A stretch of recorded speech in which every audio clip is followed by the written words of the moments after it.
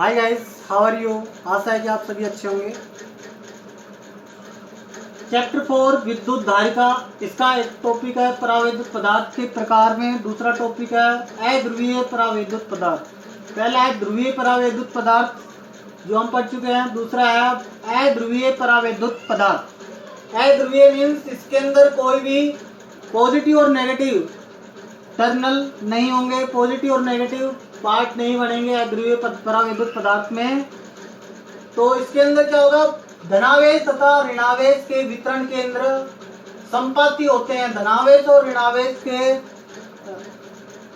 वितरण केंद्र एक ही बिंदु पर होते हैं, अलग अलग बिंदु पर नहीं होते हैं, उन विस्थापित नहीं होते हैं।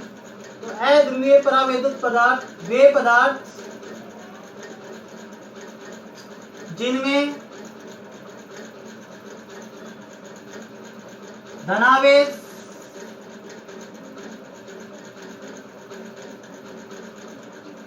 व ऋणावेश के वितरण केंद्र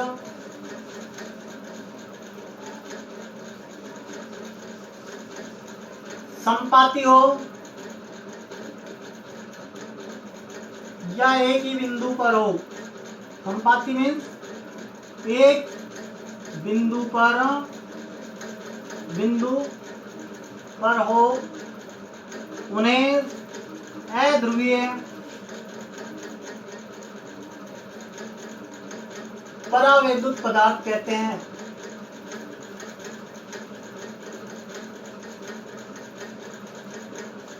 अध्रुवीय परावैद्युत पदार्थ कहते हैं। उदाहरण क्या होंगे इसके अंदर,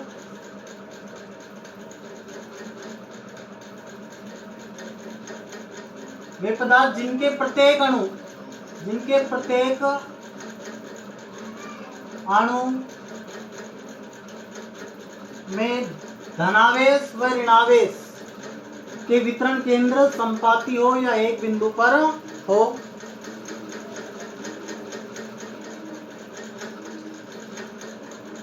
जैसे उदाहरण देखें हम H2, N2, CO2 आदि, ये होंगे उदाहरण।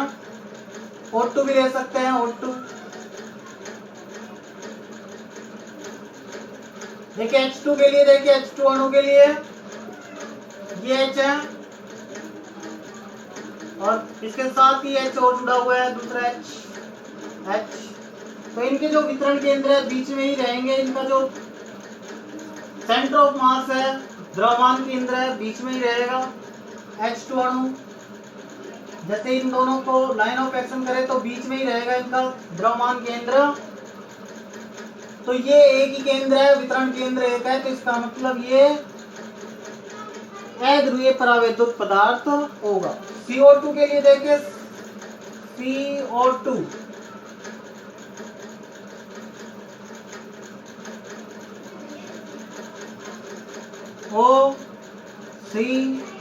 O, तो इनका भी वितरण केंद्र बीच में ही रहेगा। तो ये CO2 है, CO2 O double bond C double bond O।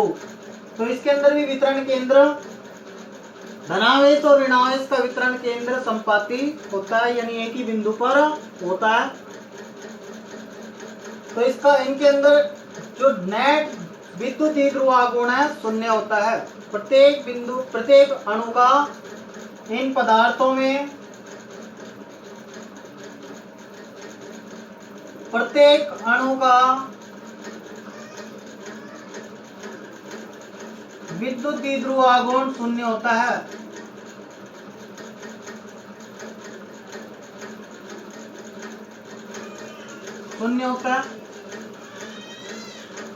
और संपूर्ण पदार्थ का विद्युत द्विध्रुव आघूर्ण भी शून्य होगा।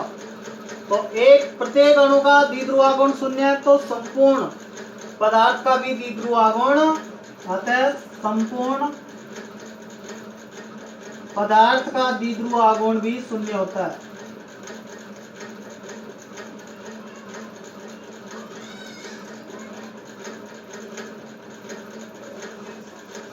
शून्य होता है।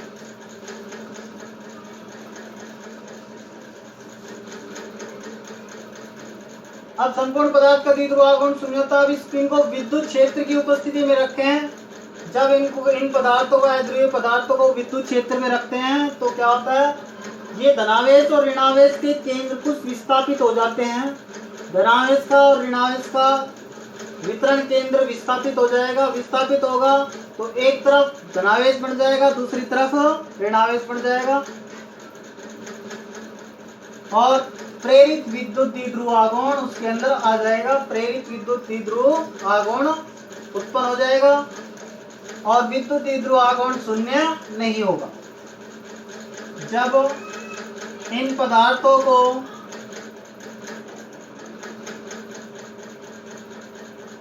पदार्थों को बाह्य विद्युत क्षेत्र में रखते हैं, विद्युत क्षेत्र में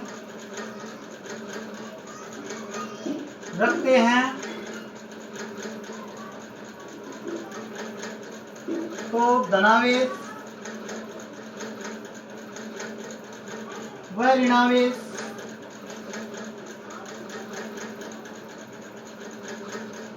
के केंद्र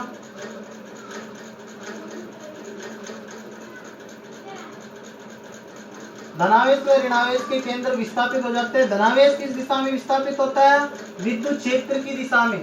तो धनावेश का वितरण केंद्र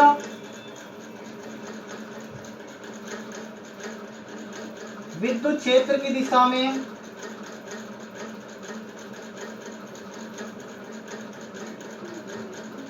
तथा ऋणावेश विद्युत क्षेत्र की विपरीत दिशा में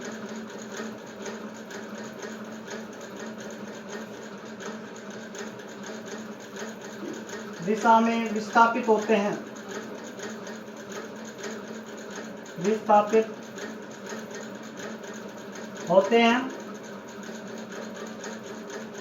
विस्थापित होंगे तो इसका मतलब विद्युत द्विध्रुव आघूर्ण प्रत्येक अणु क्या बन जाएगा, विद्युत द्विध्रुव बन जाएगा और कुछ विद्युत द्विध्रुव आघूर्ण उत्पन्न हो जाएगा, जिसके कारण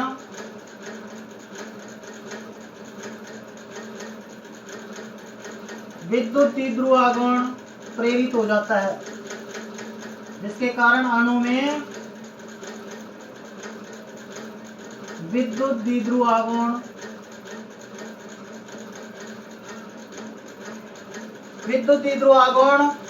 उत्पन्न हो जाता है, प्रेरित हो जाता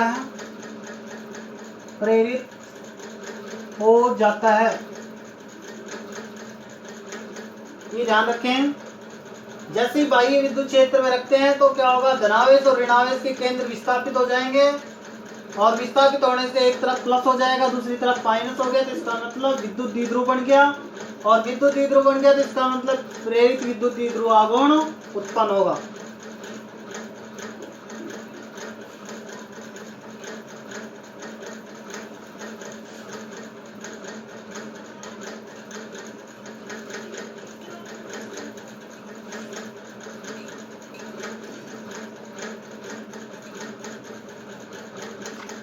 देखिए इसके अंदर प्रेरित अध्रुवीय परमाणु कैसे विस्थापित होते हैं।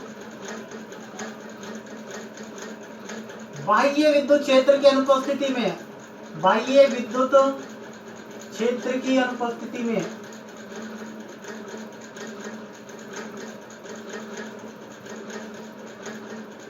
बाह्य विद्युत क्षेत्र की अनुपस्थिति में ये दोनों के केंद्र संपातीय प्लस और माइनस विस्थापित नहीं हो रहे, प्लस माइनस दोनों एक साथ हैं, प्लस माइनस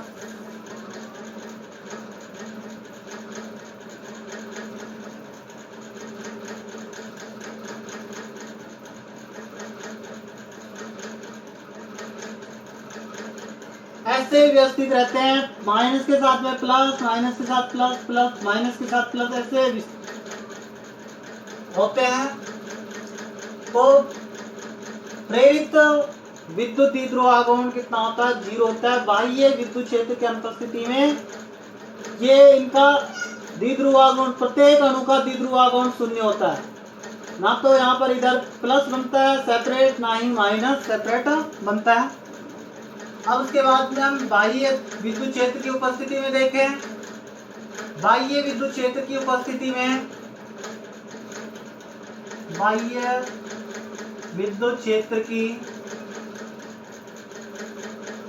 उपस्थिति में,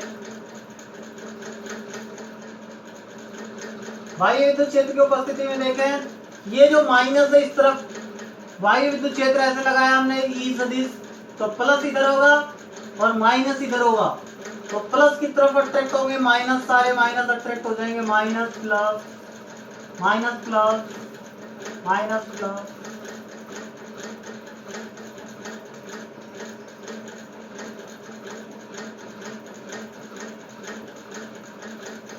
तो इसका मतलब यहाँ पर माइनस आ गया, इस सतह पर माइनस आ गया, इस तरफ प्लस हो गया, तो माइनस और प्लस, तो यहाँ पर द्विध्रुव बन गया, माइनस प्लस द्विध्रुव बन गया, तो इसका मतलब यहाँ पर प्रेरित द्विध्रुव आघूर्ण होगा। अतः प्रेरित विद्युत द्विध्रुव आघूर्ण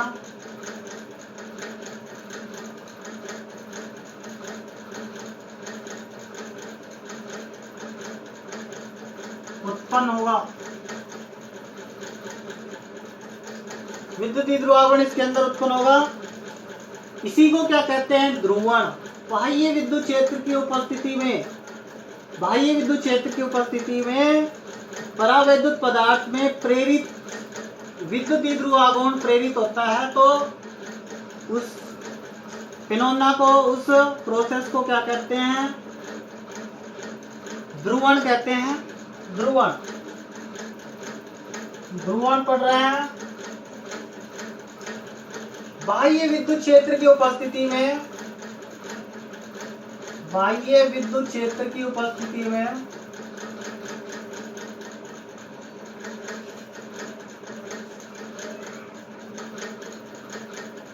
बाह्य विद्युत क्षेत्र की उपस्थिति में परावैद्युत पदार्थ में, परावैद्युत पदार्थ में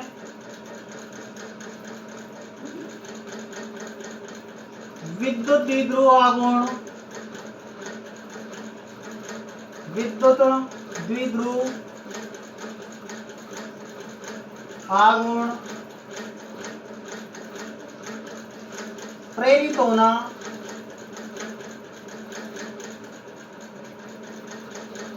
परावैद्युत पदार्थ का ध्रुवण कहते हैं। परावैद्युत पदार्थ का ध्रुवण कहलाता है। परावैद्युत पदार्थ का ध्रुवण क्या होता है कि जैसे हम बाह्य विद्युत क्षेत्र परावैद्युत पदार्थ पर, इस परावैद्युत पदार्थ पर बाह्य विद्युत क्षेत्र लगाते हैं, तो इसके अंदर प्रेरित विद्युत द्विध्रुव आघूर्ण आ जाता है, यानी मतलब विद्युत द्विध्रुव आघूर्ण प्रेरित हो जाता है, उत्पन्न हो जाता है। तो इस प्रोसेस को क्या कहते हैं? परावैद्युत पदार्थ का ध्रुवण कहते हैं। अब यहाँ पर है परारेखीय समदेशिक परावैद्युत पदार्थ, रेखीय समदेशिक परावैद्युत पदार्थ। रेखीय समदेशिक परावैद्युत पदार्थ ये वे पदार्थ है जिनके अंदर प्रेरित विद्युत द्विध्रुव आघूर्ण विद्युत क्षेत्र के बाह्य विद्युत क्षेत्र के समानुपाती होता है। रेखीय समदेशिक परावैद्युत पदार्थ वे पदार्थ जिनमें प्रेरित विद्युत द्विध्रुव आघूर्ण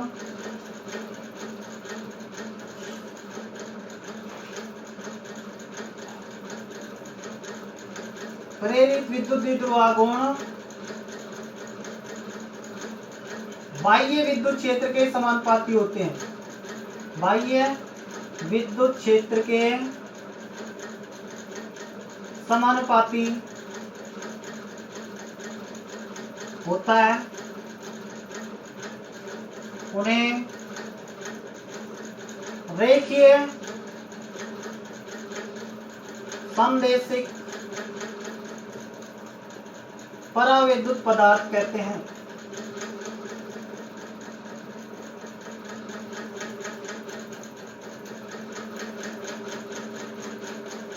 रेखीय समदैशिक परावैद्युत पदार्थ कहते हैं जिसके अंदर प्रेरित विद्युत द्विध्रुवागुण बाह्य विद्युत क्षेत्र के समानुपाती होता है।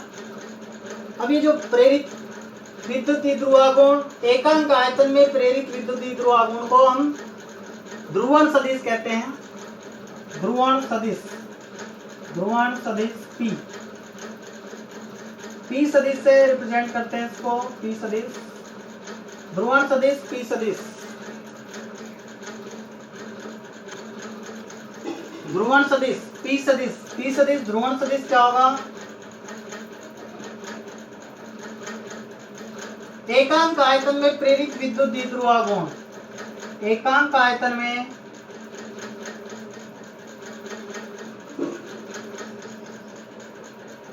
उत्पन्न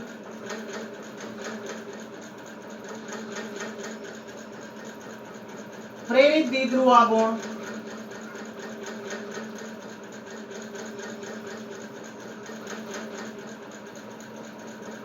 एकांक आयतन में उत्पन्न प्रेरित द्विध्रुवागुण को ध्रुवण सदिश कहते हैं। ध्रुवण सदिश कहते हैं। अब ये एकांक आयतन में प्रेरित द्विध्रुवागुण क्या होगा? ये किसकी उपस्थिति में होगा? बाह्य विद्युत क्षेत्र की उपस्थिति में। बाह्य विद्युत क्षेत्र की उपस्थिति में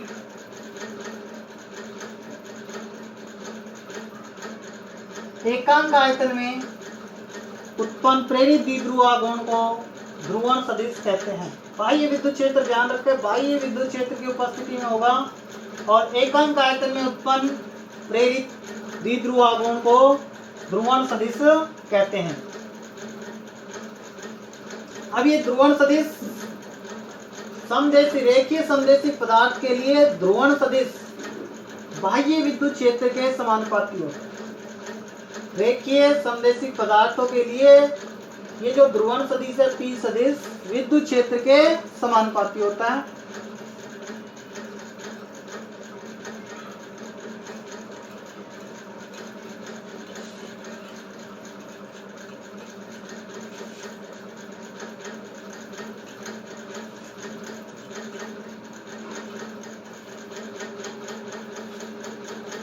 रेखीय अतः रेखीय समदैशिक परावैद्युत पदार्थ के लिए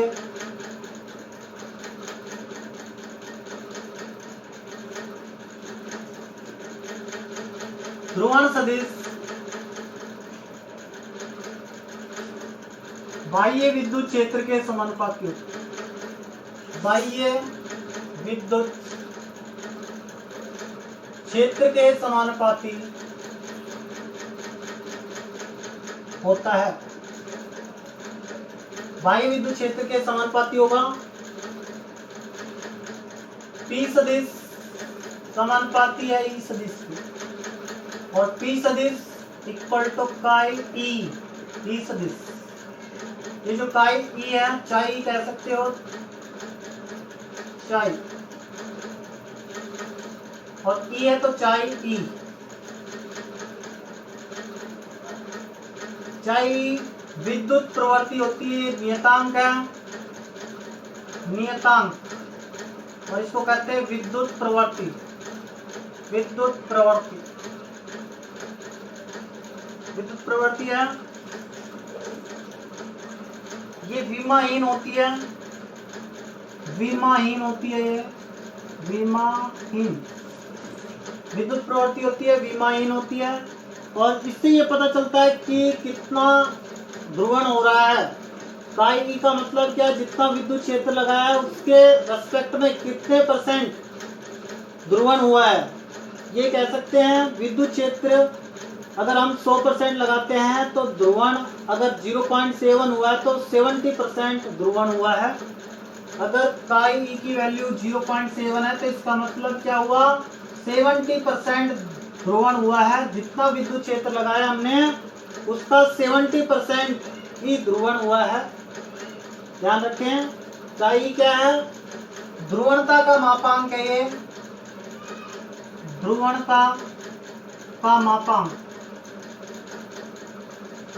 कितने परसेंट ध्रुवणता हुई है?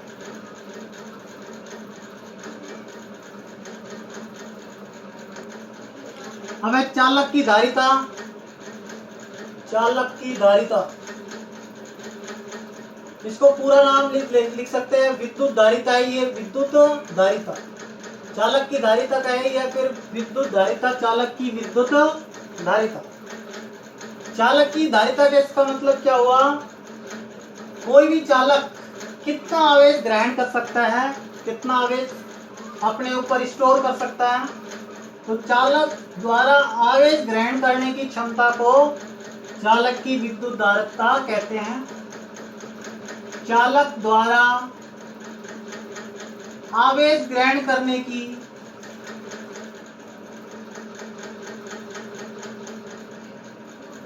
क्षमता को चालक की विद्युत धारिता कहते हैं। चालक की विद्युत धारिता कहते हैं। अब हमने ये कोई चालक है, इसके ऊपर अगर आवेश देते हैं, क्यों आवेश दिया हमने, क्यों आवेश दिया था? इसके चारों तरफ विभव, मान लिया इस बिंदु पर हम विभव देखें तो P बिंदु पर विभव कुछ ना कुछ होगा, वो V equal to KQ upon में R। यहाँ से यहाँ तक इसकी दूरी R है, तो V equal to KQ upon R। तो जैसे जैसे हम आवेश देते जाते हैं वैसे वैसे, जैसे जैसे हम आवेश देते जाते हैं वैसे वैसे विभव भी बढ़ता जाता है। तो Q इक्वल टू, Q जो आवेश है वो किसके समानुपाती होता है? विभव V के। इसको Q आवेश दे दिया हमने, Q, तो यहाँ पर स्मॉल q किसके समानुपाती होगा? V के। Q समानुपाती है V के, तो Q equal to CV, Q equal to CV, और C क्या है यहाँ पर? Q अपॉन में V, और ये नियतांक होगा। इस नियतांक का नाम है चालक की विद्युत धारिता। चालक की विद्युत धारिता, चालक की विद्युत धारिता C equal to Q upon में V। इसको दूसरी तरीके से परिभाषित कर सकते हैं कि V इक्वल टू 1 कर दे, यदि V इक्वल टू 1 वोल्ट, तो C equal to Q, C equal to Q, यानी मतलब चालक की धारिता उस आवेश के बराबर है, उस आवेश के बराबर है जब विभवांतर 1 वोल्ट बढ़ा दें। अगर किसी चालक का विभव 1 वोल्ट बढ़ जाए, इतना आवेश दें, तो वही किसकी इक्वल है? चालक की धारिता के बराबर है। यानी मतलब आवेश की वह मात्रा जो चालक के विभव को 1 वोल्ट बढ़ा दे, चालक के वोल्ट में इकाई वृद्धि कर दे या फिर 1 वोल्ट बढ़ा दे, उस धारिता को क्या कहते हैं? उस आवेश को क्या कहेंगे? धारिता कहें। आवेश की वह मात्रा, आवेश की वह मात्रा जो चालक के विभव को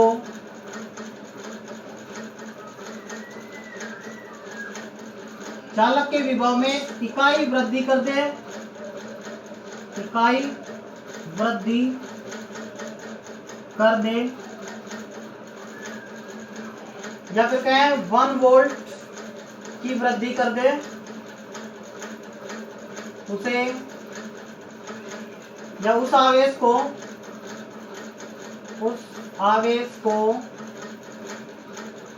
चालक की धारिता कहते हैं। चालक की धारिता कहते हैं।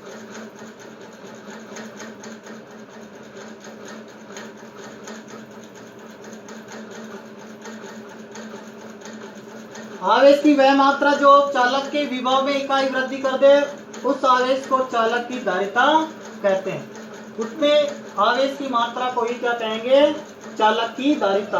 1 वोल्ट वृद्धि हो गई और C इक्वल टू किसके हो जाएगा, V के। तो यहाँ पर देखें Q समानुपाती है V के, Q समानुपाती है V के। तो जैसे जैसे हम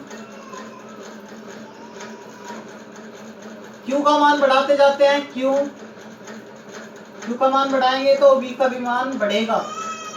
V ऐसे बढ़ता जा रहा है, जैसे जैसे Q का मान बढ़ाते जा रहे हैं V भी ऐसे बढ़ता जा रहा है। ये एंगल थीटा, तो tan theta equal to Q upon में V, tan theta equal to Q upon, ऐसे निकाल सकते हैं tan थीटा। यहाँ पर Q होगा, यहाँ पर V, तो Q अपॉन में V किसकी इक्वल होगा, tan थीटा के इक्वल। परपेंडिकुलर पर तो Q है, ये सॉरी हाँ परपेंडिकुलर, ये लंब पर Q और आधार पर V, तो लंब अपॉन में आधार tan थीटा, Q अपॉन में V। ये ग्राफ बनेगा, सीधी लाइन खींचेगी, समानुपाती है तो सीधी लाइन। इसकी इकाई देखें, C की इकाई, इकाई का मात्रा, इकाई क्या है इसका,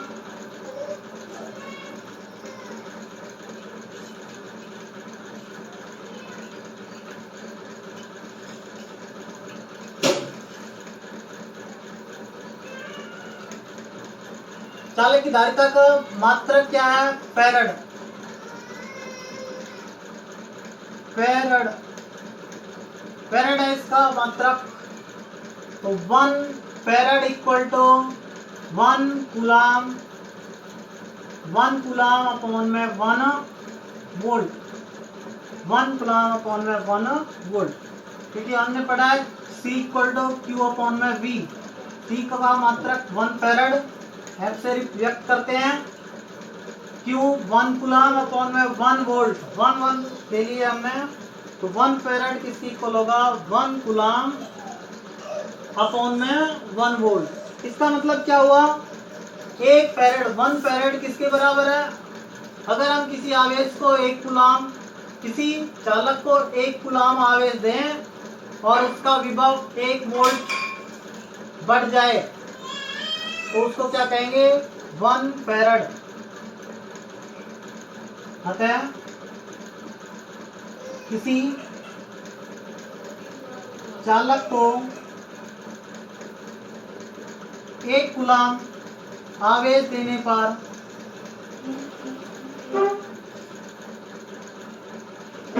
उसके विभव में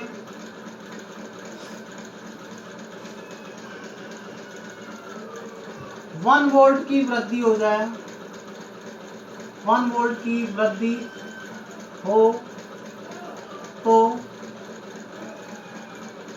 चालक की धारिता 1 फैरड होगी, चालक की धारिता 1 फैरड होगी। ये पूछ लिया जाता है 1 फैरड की डेफिनेशन, ध्यान रखें 1 फैरड की परिभाषा पूछ ली जाती है। 1 कूलाम आवेश दें तो उसके विभव में 1 वोल्ट की वृद्धि हो जाए तो चालक की धारिता कितनी होगी, 1 फैरड होगी। माइक्रो फैरड भी होती है, 1 माइक्रो फैरड किसकी इक्वल होगा, 10⁻⁻6 farad. Pico farad PF 10⁻12 farad. Nano farad NF 10⁻9 farad. ध्यान रखें नैनो 10⁻9, माइक्रो 10⁻6, पिको 10⁻12। अब विमा देखें, C की विमा, विमा क्या होगी,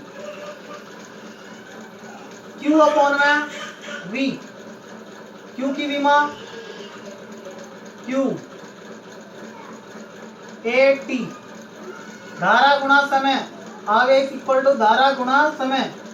V की जगह W अपॉन में Q, W अपॉन में Q, कार्य अपॉन में आवेश, विभवांतर पढ़ा था हमने, कार्य अपॉन में आवेश, Q पर चला जाएगा 80, N2 में भी 80, अपॉन में डब्ल्यू की जगह हम कार्य की जगह बल गुणा विस्थापन, बल की जगह M L T minus two upon विस्थापन इंटू में विस्थापन एल। अब m की पावर -1 हो जाएगी, यहाँ पर आए तो m की पावर -1